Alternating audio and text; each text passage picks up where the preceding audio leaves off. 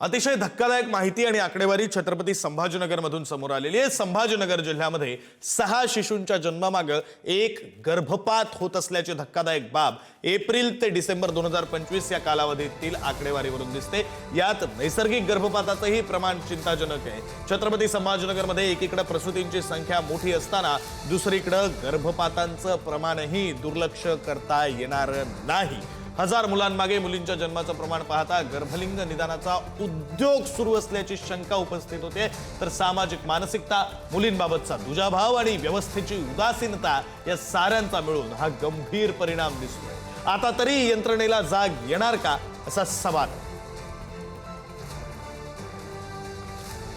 अधिकची माहिती देत आहेत प्रतिनिधी सुमित पवार। सुमित, नक्कीच विक्रांत, 6 शिशूंच्या जन्मामागे गर्भपात होत असल्याचं चित्र छत्रपती संभाजीनगर विभागात समोर येत आहे।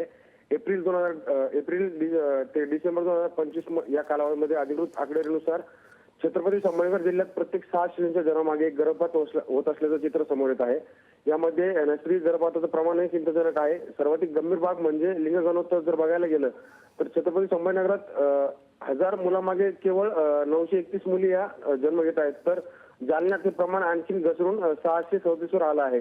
आरोग्य उपसंचालक कार्यालयाअंतर्गत असलेल्या छत्रपती संभाजीनगर, जालना आणि परभणी आणि हिंगोली या 4ही जिल्ह्यांमध्ये ही आकडी पाहता मुलींच्या जन्माचं प्रमाण जन्माच्या प्रमाणात असमतोल असल्याचं चित्र स्पष्ट होत आहे। हे चित्र नेमकं काय सांगते तर गर्भलिंग निदान होत असल्याचा संशय यात आहे आणि मुलींबाबत सामाजिक मानसिकता तसेच आणि व्यवस्थेची उदासीनता या साऱ्या गंभीर गोष्टीमुळे हा परिणाम होत आहे का, त्यामुळे असा प्रश्न उपस्थित होत आहे। मातृ आरोग्य, गर्भधारणेपूर्वी आणि गर्भधारणेदरम्यान काळजी, वेळीच वैद्यकीय तपासणी याकडे गांभीर्याने पाहण्याची वेळ आता आली आहे आणि आता तरी या सर्व गोष्टींनंतर यंत्रणा जागी होणार का हा प्रश्न आता उपस्थित केला जात आहे। विक्रांत, धन्यवाद सुमित दिलेल्या या सगळ्या माहितीसाठी।